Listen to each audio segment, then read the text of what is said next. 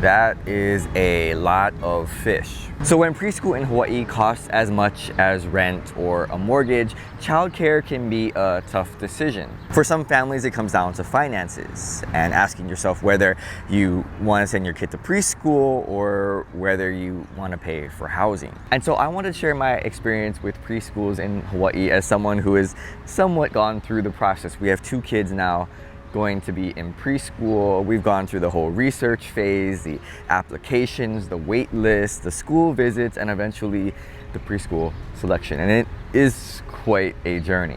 And I'm not here to tell you what schools are the best schools and that you have to get your kid into these schools or else. Instead, I want to talk about preschools in Hawaii in general and what it was like for us and just share our experience, and maybe other families out there can relate.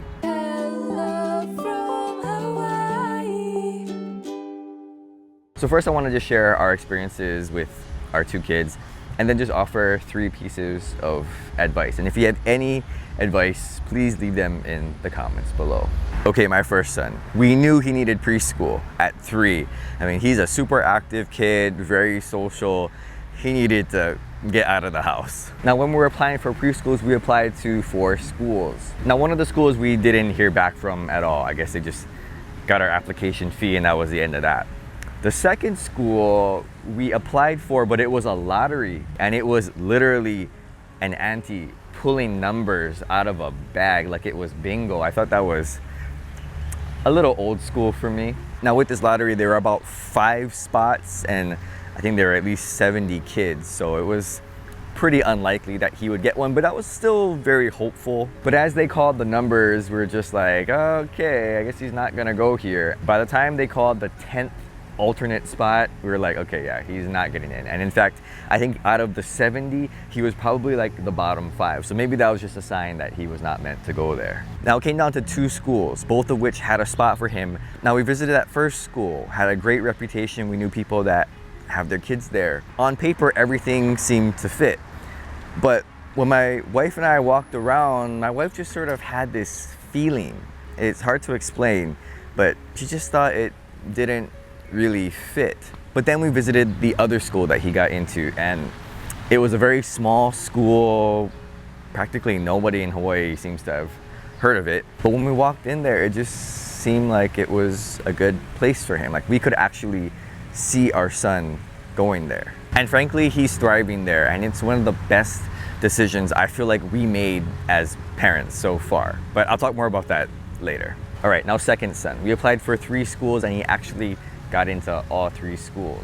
One of the schools, which is a great school, we had to turn down very early because we were kind of hoping to hear from more schools, and they had to have an early commitment to reserve his spot. And we just thought, oh, we want to wait and see, so we can't make the commitment now. But it was a great school visit, and really, he probably would do well there too. Now the second school visit, great school. A little bit expensive, but a good school. And so we thought, okay, well, yeah, this one sounds good. We should send him here. But unexpectedly, a third school got back to us very late after we had already accepted the second school. And so we decided, well, let's just go and see. It's a very popular school, well-known, pretty affordable. And then we went there, and while we were walking around, again, my wife sort of had that feeling like, I don't think this is going to be the school for him. And so with the second school already accepted, we turned down that third school.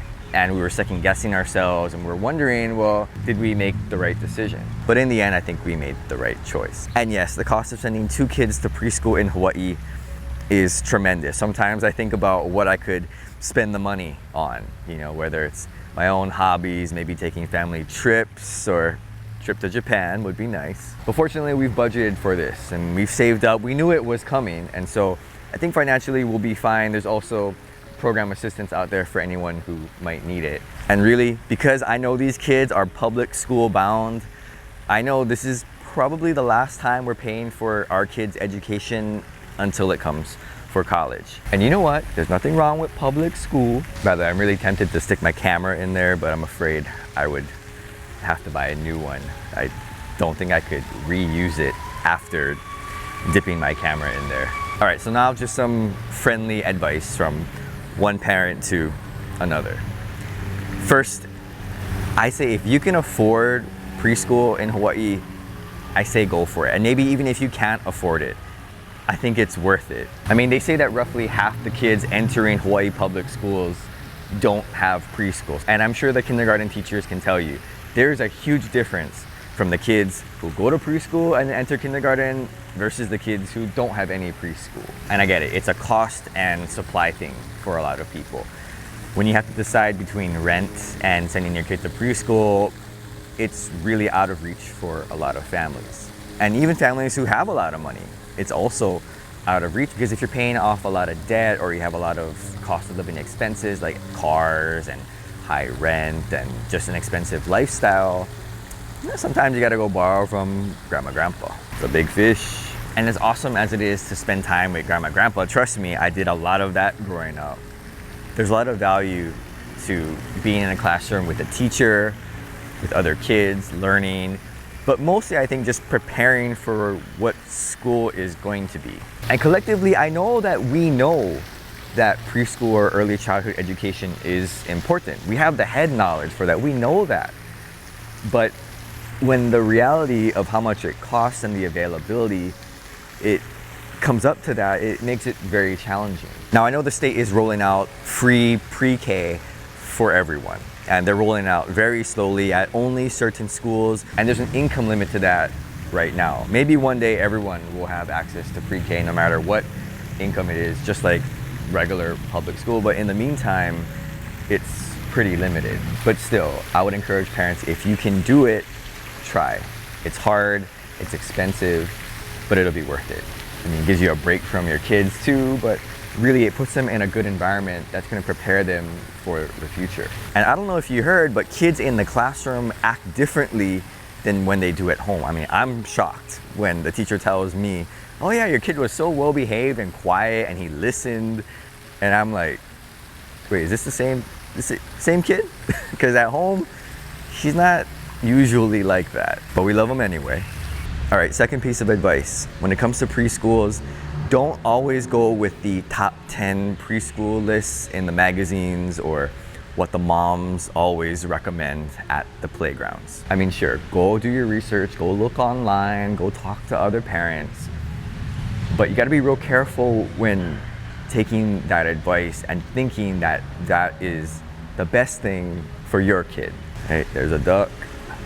Now, this is probably true in a lot of places, right? Parents talk and there's certain narratives that go on. And I think some of the narratives that are very common here in Hawaii when it comes to education, you might want to be careful about. And to me, if anyone ever tells you that you have to send your kid to a certain school, maybe just ask them why they think that from their experience, not from hearing from other parents, but what is it that makes them think that way? Because if it's just another parent, who knows where that parent got it? Was it based off of experience, or was it just perpetuating this narrative that gets passed on from kid generation to kid generation? And sure, if you can afford some of these pricier preschools that you have to get your kid into, that's great. Or if you got grandma, grandpa that can pay for it, even better. But in fact, I think it's okay to send your kids to other preschools, maybe schools that people haven't heard of.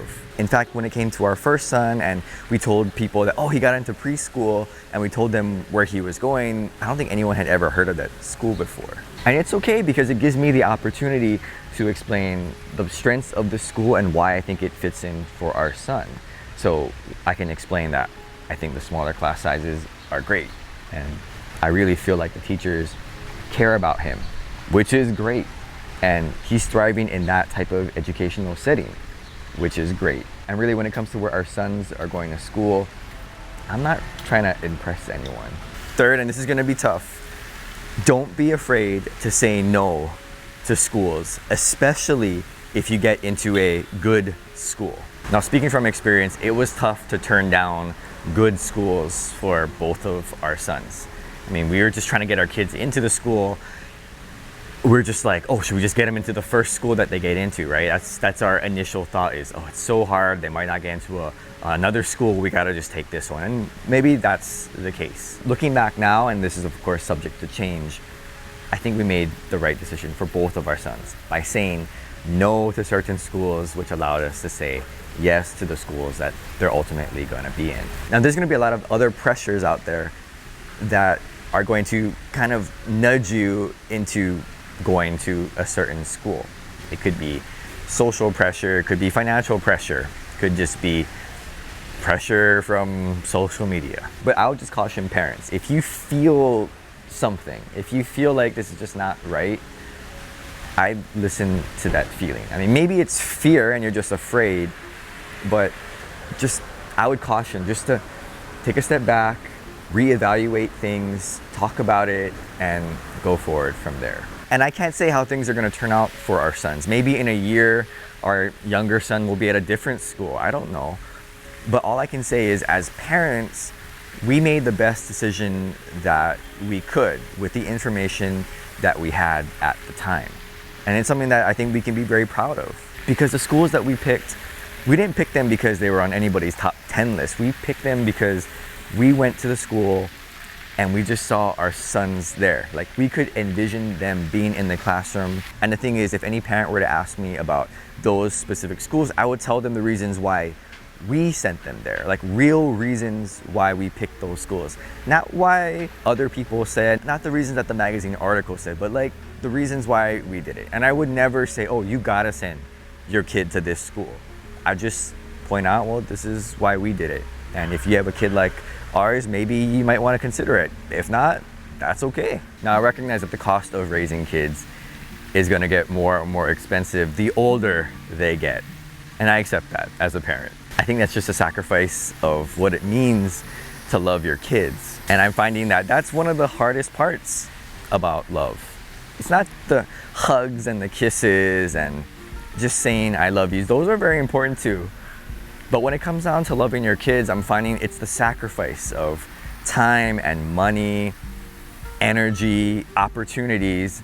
Those are the things that I'm finding are challenging to sometimes give up as a parent. Of course, I'm willing to do that for them, but it's hard at times. And when you're talking about love for your kids, for me, it's unconditional. They don't do anything for me, really. I mean, sure, sometimes when I come in, I bend down, they run and, they give me a hug.